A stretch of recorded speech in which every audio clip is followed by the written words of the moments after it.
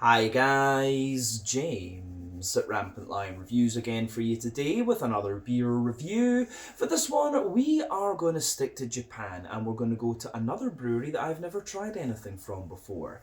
Now, these guys are another relatively new addition to the Japanese beer scene, but they've built up a very good reputation for themselves over the last couple of years, and from what I've seen, they do a wide variety of different styles, which in my book is always a very good sign when it comes to a new craft brewery. The beer that we're going to have a look at today is a style that I very much enjoy, and one that I would say is growing again in popularity in recent times, and also here in Japan actually it's been getting more popular again, which is great to see. So needless to say, I'm very curious to see what this beer is going to have in store for us. Hopefully it's another good beer. Hopefully it makes for an interesting review, and as always, I hope that you guys watching enjoy my take on this one as well. So yeah, for this review then, we are going to head to a little place called Hatacho, which is in Tokushima City, Tokushima Prefecture, on the island of Shikoku, the smallest of the four main Japanese islands. It's kind of in the northeastern corner of the island, if you like, and that means that we're going to have a look at my first beer from Second Story Aleworks. So this particular beer is called Summer Break. It comes in at 6.5% ABV, and this one is a West Coast IPA. So yeah, this is a beer that I picked up at craft beer base Mother Tree here in Osaka, which is one of my regular haunts. When I come here, I always enjoy going in there for a couple of years to try their own stuff and see what cans and things they've got. But yeah, this is the first time I've actually come across something from Second Story Aleworks. But my good friend Nevitt over at Japanese Craft Beer Reviews, he's reviewed quite a few things from these guys, and I know that he rates them pretty highly. So yeah, definitely cool to tick this brewery off the box and get a review done for them here on my channel as well. And do make sure you check out Nevitt's channel. I'll put the link to his channel in the video description below, so go and show him some love too. He covers the Japanese beer scene a lot more extensively than me. But yeah, let's crack on with this one then and see how we go. So, as always with my reviews then, I'll tell you a little bit about the brewery before we taste the beer. If you want to get straight to the tasting though, just fast forward. All the usual links can be found in the video description below. That's the brewery website, the link to my other reviews that hopefully I can do in the future from Second Story Aleworks. The very first time I'm trying one of their beers, as I mentioned, but there's all the usual social media down there. If you want to see more reviews, do please consider subscribing to the channel. The support you give is massively appreciated, and remember you can go into the channel homepage and search for beer using the geography tagging system. Just put in your hometown, state, county, whatever you like. If I've reviewed beers from the area you search for, they will pop up. Failing that though, you can check out the playlist of beers from different countries. You'll find this one in the Japanese playlist along with a number of other things, and that is being added to quite regularly at the moment. And I'm over here in Osaka fairly often, so you will see a steady stream of Japanese beers being reviewed here on Rampant Lion Reviews. And do check out Nevitt over at Japanese Craft Beer Reviews as well. Link in the description below. But yeah, let's go on then and chat a little bit about Second Story Aleworks. So, as I've mentioned to you already, Second Story Aleworks are based in the Hatacho area in the west of Tokushima City in Tokushima Prefecture on Shikoku Island here in Japan. So the company was founded back in 2018 by Patrick Brown along with his wife Tomoki, although I've also seen her called Yuki as well. I'm not sure if it's just the translation, but the wife's name is either Tomoki or Yuki. Really not quite sure. But Patrick is originally from Montana in the US, however Tomoki is a native of Tokushima. And Patrick actually studied brewing in the US, and the original brewery that they had was based in Tomoki's parents' garage, which they renovated, and they started off with a very small 500-litre brew kit. Over the years though, they built up relationships with local producers of things such as sudachi, strawberries, plums, and many of these adjuncts have been used in their beers over the years, and they still have quite a few different ones that they're producing like that today, but they actually say that they design a number of their beers to match the local seasonal produce, and that's not uncommon in Japan. Quite a lot of breweries do that. But after a few years, they decided it was time to expand the brewery, and they took up residence in the former Hata kindergarten this year in 2024, and they funded this partially by crowdfunding. And at this point, they upgraded their brewing equipment to 800 litres, and they've opened a tap room adjacent to the brewery as well, which opens on weekends, mainly Saturday and Sunday, but I think a few Fridays as well. And the grand opening of this new facility was in August of 2024. So they say that the name Second Story was chosen because they were writing their own second story, as in STORY. But also they named it for the fact that their first brewery had 2 stories, or 2 floors as we would say in the more kind of European English, if we can call it that. So yeah, Second Story Brewery, but it is spelt like story as in, you know, a tale or something like this. But yeah, these guys have been continuing to produce different beers. They are quite a prolific brewery, and as of December 2024, they've produced 130 different kinds of beer according to Untappd. And if you skim through those, you'll see that there is a wide variety of different styles in there. But yeah, that is everything I can really tell you about Second Story Ale Works for the moment. If you want to learn more about these guys, you can check out the brewery website, you can follow them on Facebook and Instagram to keep up to date with all the latest goings on, and you can check out the Rate Beer, Untappd and Beer Advocate pages to learn a little bit more about all the different beers that these guys have done. And hopefully I can get down there at some point and have a little look at the tap room and make an out and about video. That would be really cool. Maybe we can even talk to Patrick and Tomoki in that video as well. We'll just need to see when we can get some time to do that. But yeah, these guys, pretty highly rated brewery, and definitely nice to kind of tick them off the list here on the channel.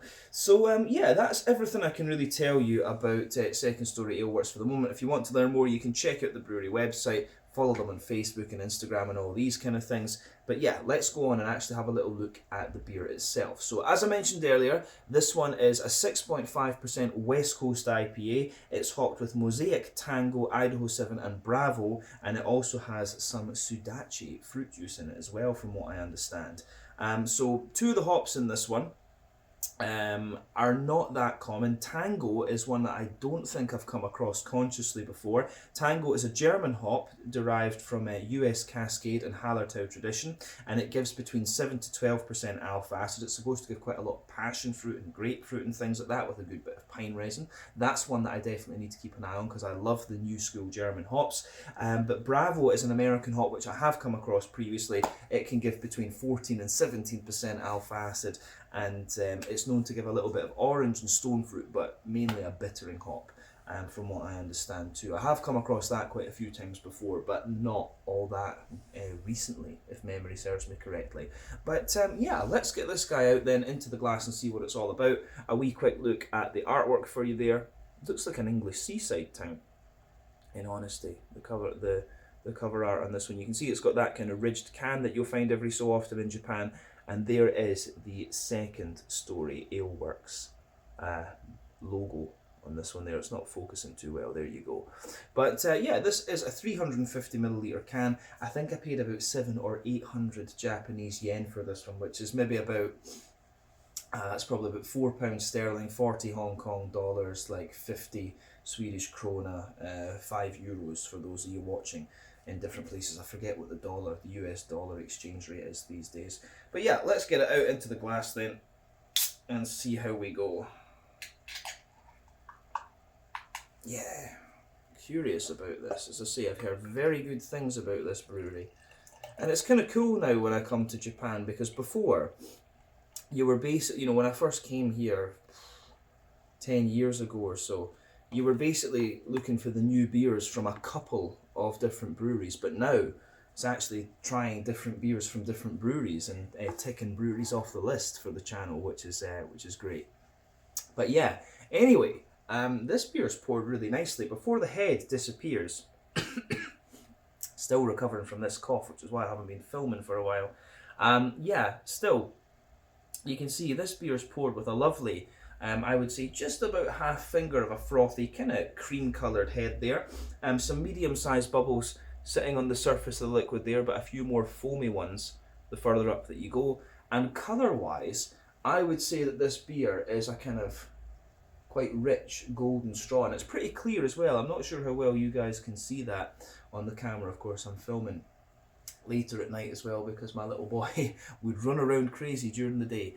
But yeah, 1 or 2 big bubbles sticking toward the side of the glass there, a few little ones going up toward the surface. But yeah, that's a pretty clear beer, you know, just a wee touch of that natural haze. But yeah, it definitely looks like a West Coast IPA. So remember, the main difference between a West Coast IPA and a New England IPA would be that the West Coast IPAs use all barley malt for the most part. It's not unheard of to use a little touch of wheat or a little touch of oat in them, but for the most part they are barley malt. New England IPAs use a lot of wheat and oats along with barley malt, which is what gives them the haze. And you also hop these beers in a slightly different way as well, which we'll come on to later on in the video. But all in all, in terms of what you would expect appearance-wise from a West Coast IPA, nothing particularly surprising here. But yeah, let's have a little look at the aroma of this one then and see how we go.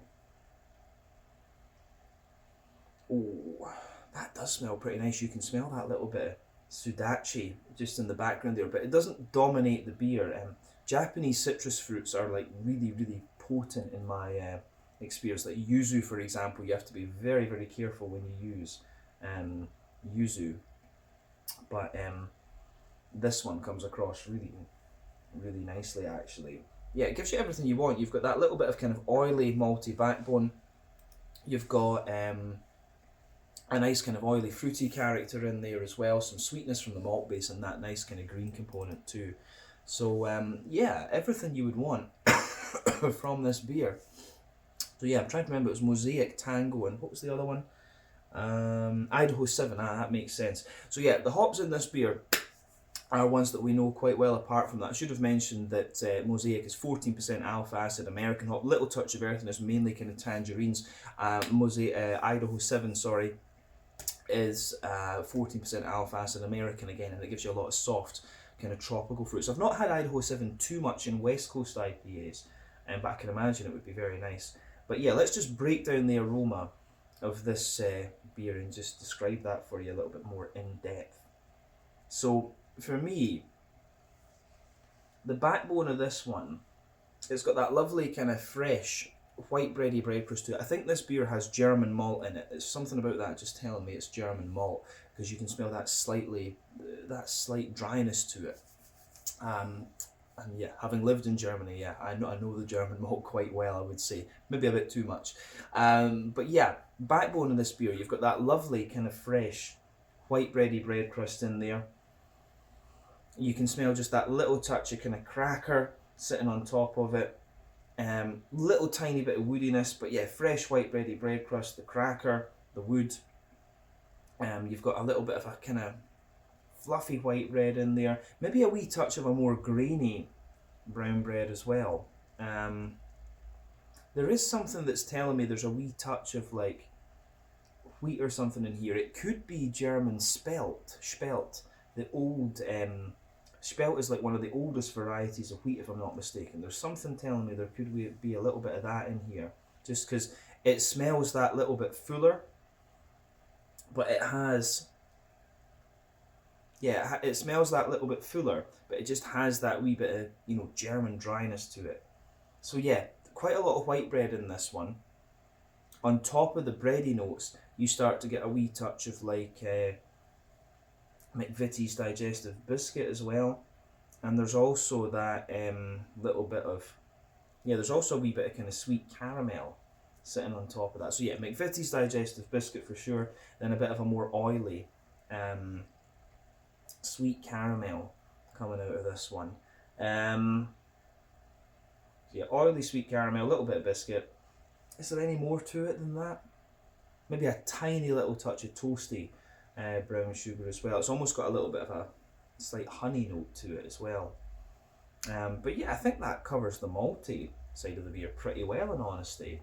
At the back of the nose, you of course start to get the yeasty side of things coming out, and that's when you're starting to get that more kind of spelty, wheaty type white bready character coming out of the beer. So yeah, the back of the nose, you can smell that more airy, grainy bready character coming out of this one. So yeah, for me, there's a good little bit of kind of, yeah, I would say more brown bread, kind of sweet brown bread as well, I would add. The fluffier, kind of more thick, wheaty white bread. And yeah, just a wee bit of a more kind of grainy, yeasty sort of quality as well. So that's quite interesting. So yeah, malty and yeasty wise, this beer I think is kind of in good shape for a West Coast IPA, but slightly more bready almost as well. So yeah, let's go on to the hoppy side of things then. So, as I've mentioned in many videos before, when it comes to hopping IPAs, there are 3 different types of hoppings you can use. Early edition hopping, which takes place within the first hour of the wort boil, that gives you mainly bitterness and a deep dank green component. You've got late edition hopping, which takes place usually within the last half hour of your wort boil, that gives you a little bit of bitterness, but mainly flavour and aroma, and it's going to give you quite a bright green component. And you've got dry hopping, which takes place after the wort boil is complete. That's all about flavour and aroma, no bittering, and again, it gives you a very bright green component. West Coast IPAs tend to use all 3 types of hoppings, whereas New England IPAs rely on late edition and dry hopping, which is why your West Coast IPAs are kind of deeper and danker than their New England counterparts. This beer isn't that deep and dank, but it does have a really quite nice, bright and fresh green component. So I think there's a little bit of early edition hop in this one, but not too much. And this beer, I think, is...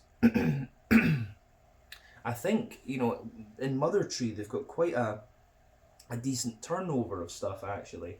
So I don't think this one would have been around in the shop that long. The last time I was there before I bought this one was late October. So this beer they would have got in November or something. So I'm not drinking this one too old, if that makes sense. With a name like Summer Break, it sounds like it might have been from a few months ago, but this beer is pretty fresh from what I understand. So yeah, the green component in this one is more... It smells like it's relying more on late edition and dry hopping. There's a little touch of earthiness in there, which is your mosaic. Quite subtle, of course. But then, yeah, you've got this nice kind of bright floral aromaticity and some grassiness at the front of the nose too. So yeah, it doesn't come across as overly deep and dank. You know, Bravo was supposed to give us a good little bit of deep depth and dankness to it, and the Tango was supposed to give us a wee bit of pine resin as well. But not really getting that in the nose. It's more kind of mild and bright. But the fruity side of things on this one is really, really nice. For me, the tangerine of the mosaic is quite obvious at the front of the nose, but behind that, yeah, you can smell things like your little bit of oily mango, your apricot, maybe, is there a little bit of sharper peach to it maybe? I think the sudachi is kind of coming out within that as well. And that's another thing we need to remember. If you add like fruit juice into the beer as an adjunct, it's always going to suppress a bit of the green component. So we need to keep an eye on that in the flavour of this beer. But for me, the fruitiness of this one, mainly tangerine, and mainly tangerine, but then yeah, you've got like passion fruit, apricot, mangoes and stuff like that behind this one. So it smells great actually. I really like how everything goes together in this one. The aroma of this is quite interesting. So as I always say, take a wee bit of time to just enjoy the aroma of the beer before you get stuck into it, because I think that's always half the experience with craft beer. And you know, trying a new brewery, you don't want to rush it, you just want to enjoy it. And the only other thing I would think to add about the aroma of this one is that you could maybe say sultanas. I think sultanas would be a nice description for this one. But yeah, let's crack into this one then and see what it's all about. This is the Summer Break, a 6.5% West Coast IPA from Second Story Ale Works in Hatacho, Tokushima on Shikoku here in Japan. My first taste of a beer from this brewery. Let's get stuck in. Slanju, skål, cheers, kampai.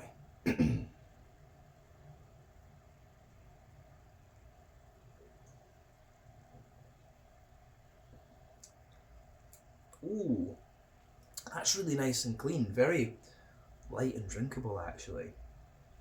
It's one of the things that I always admire about some of the Japanese breweries is just how clean they can get some of their beers. That's really good. So thumbs up to Second Story Ale Works.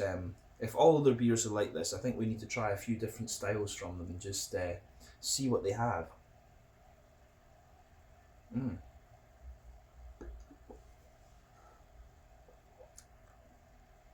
But yeah, that's just a really nice, clean, drinkable IPA. I'd say it does kind of fit the it does obviously with the flavour profile, it fits what you'd expect of the IPA, but it drinks a little bit more like a pale ale, almost, I would say. But then again, when I think about it, I've been drinking, just because of the prices of the beer in Hong Kong, I've been drinking the big heavy IPAs rather than the kind of lighter ones like this, so maybe my perception of the IPA is a little bit skewed these days. But yeah, one of the things you will always notice with Japanese craft beer is just how kind of drinkable it is. And the Japanese perception of beer generally is that it should be clean and drinkable, something to clear the throat essentially. So you will find that a lot of Japanese breweries, the craft breweries, will brew their beer to be that bit lighter and drinkable. And this one certainly kind of fits into that that mantra, if you like. But that's a really, really nice beer. So as I say, thumbs up to Second Story Aleworks. We need to explore these guys a little bit more, I think. So yeah, gives you everything you'd want from the West Coast IPA. It's got that lovely oily mouthfeel, but clean, as I said, to it. You've got that malty kind of smoothness and sweetness in there, the good green component, and the nice fruitiness. It's a solid, solid beer, this one. I like it. So let's just break the flavour down then and describe it for you more in depth as we always do. We'll start on the middle third of the palate then. So the backbone of the beer is obviously that kind of fresh white bready bread crust.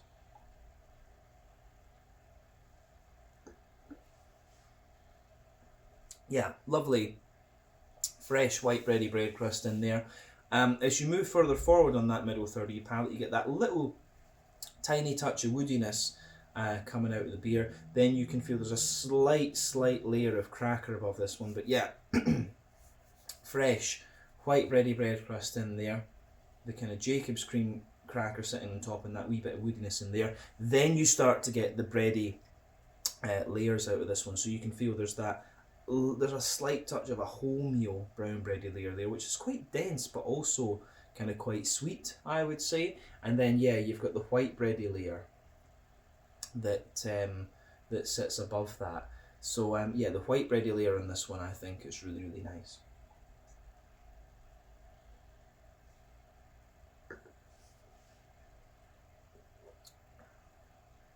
So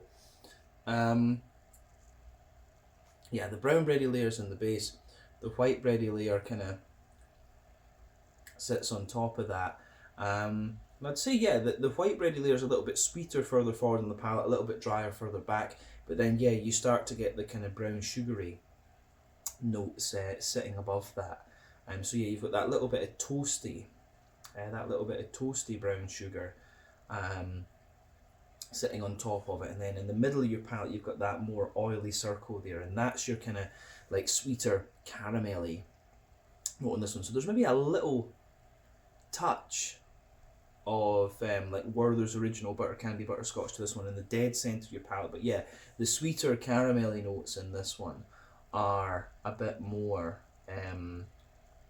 yeah, they are a little bit more brown sugary.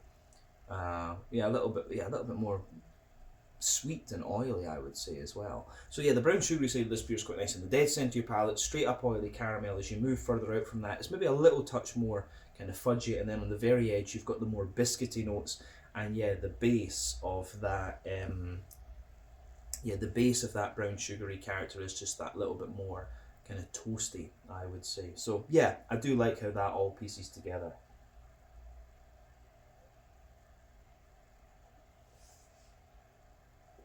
Yeah, that's nice. But yeah, the malty side of this beer I think is really good. That's the middle third of the palate covered, I would say. Let's go to the back third of the palate.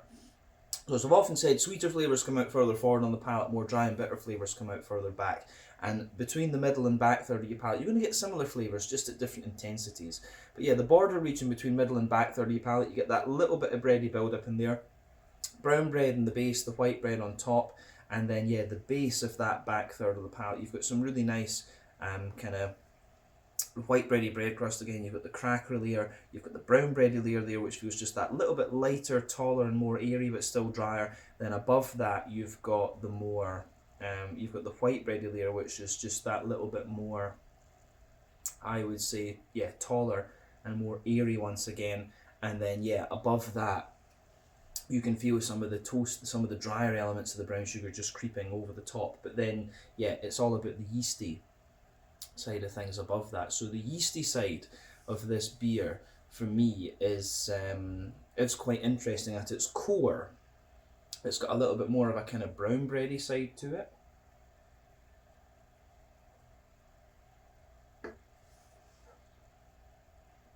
Yeah, so the brown bready side of it at the core is quite sweet, and then as you move further out from it, it still stays quite sweet, but then yeah, you get the more kind of brown bready, bread crusty characters coming out of it as well, which I think is quite interesting. So yeah, sweet brown bread at the core, more white bready further out, and then just that little touch of bread crust. The yeasty side of this one lingers into the aftertaste too, which I think is really quite nice. So yeah, the other thing I would say about the malty and yeasty side of the beer, just to round off, is you can feel the Sudachi juice just kind of, it almost just sits like underneath or infuses itself throughout. You can just feel that flavour lingering there into the aftertaste. But yeah, definitely back third of your palate, you can feel the flavour is taller. Then as you move further forward into the middle third of your palate, it just kind of condenses down and squashes together that little bit more. So yeah, it's interesting stuff. So let's go on to the green component of this beer then. I will say this beer does give you a little bit of IBU into the aftertaste, but not too much, I would say. But yeah, your green component, back corners of the palate, you've got that nice little bit of earthiness in there. As you move further forward, it's a little touch herbal, and as you push further forward beyond that, it's a wee bit more kind of floral, and yeah, it's a wee bit more floral and aromatic, and just that little bit more oily, I would say. So yeah, you do get a little bit more of a kind of floral spicy note out of it. There's maybe a wee tiny bit of pine resin in this one from the Tango and the Bravo, but yeah, the earthiness in the back corners of the palate's nice too. Round the front corners of the tongue, round the front curve of the tongue, it's a little bit lighter and more it's a little bit lighter and more grassy and kind of oily too, I would say.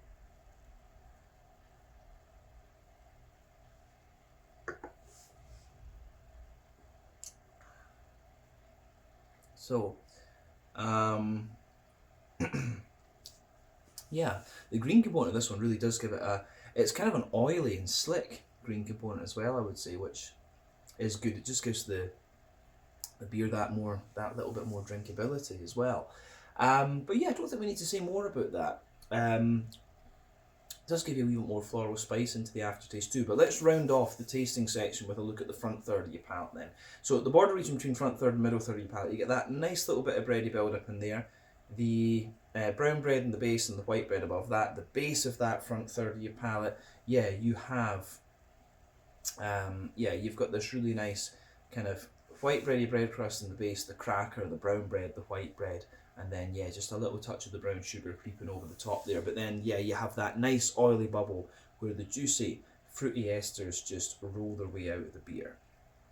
So yeah, for me, the fruity side of this one, there's maybe a tiny little touch of grapefruit at the very back of that front third of your palate. That might be from the Tango, but pardon me, as you move further forward from that, there's a bit more kind of passion fruit and mango, and as you reach the middle of that front, there's maybe a little bit of sultana underneath there as well, dry white green grapes. There's a little bit of that underneath the underneath the back half of that front third of your palate. Then yeah, in the middle third of your palate, the middle of that front third of your palate, you've got a wee bit more oily pear and things like that as well. But yeah, going further forward from that, it's a bit more, in the front half of that front third of your palate, it's definitely more orangey, and there's a wee touch of like a lemon kind of character to this one as well, a bit more of a citrusy, but that could be the Sudachi again, if I'm remembering rightly what Sudachi is. But yeah, I think that you've got the tangerine from the Mosaic in the front half of that front third of your palate. The softer tropical notes will be coming from the Idaho 7, and of course the Tango and the Bravo are going to be contributing a little bit to. The Tango's going to give you that orangey note.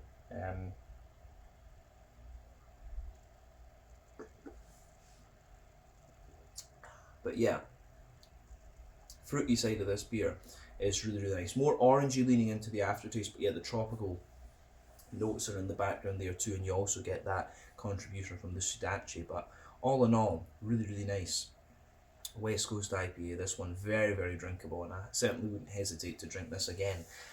Yeah, let's leave it at that for the flavour section and round off with a wee look at the mouthfeel, although I think I've told you most of that throughout the video. For me, this beer, it's mid-bodied, it's right in the middle of the spectrum. The carbonation is very, very smooth in this one. It feels quite clean, but it's also got that good, that nice kind of oily nature to it as well, which I really, really like. So yeah, nice oily character to this one, quite smooth and quite clean. Your IBU, I think this one's about 50 or 60 IBUs. It's not going to blow the head off you in terms of its bitterness, but it does give you a wee bit more of that into the aftertaste, and I think the Sudachi is giving you a little bit of that, can we call it sourness? It's giving you a little bit of that more bitter character as well. The malt base, as we said, a bit dry underneath, smoother in the middle, and kind of oily and sweet on top, and you've got that lovely kind of oily, fruity character just coming out of it as well. Really, really nice West Coast IPA, this one, and it certainly does make me curious to try a few more of the Second Story Aleworks beers. So very happy with this. Big thumbs up from me. But yeah, I think that's everything we really need to say about this one. This was the Summer Break, a 6.5% West Coast IPA from Second Story Aleworks in Hatacho, Tokushima City, Tokushima Prefecture, Shikoku, here in Japan. Definitely a brewery I need to go and explore a little bit more, hopefully, for an out and about video. But yeah, I think we can leave it there. Once again, thank you for watching my beer reviews. Until the next time, please like, subscribe, share, all the usual YouTube stuff. Let me know your own thoughts on this beer in the comments section below. Let me know what your favourite beers are from Second Story Aleworks as well, and we will no doubt return to these guys again at some point in the very near future. But until then, Sláinte, Skål, cheers, check out my social media, check out their social media, and I'll see you guys in another review very, very soon. Sláinte, Skål, cheers, and kanpai.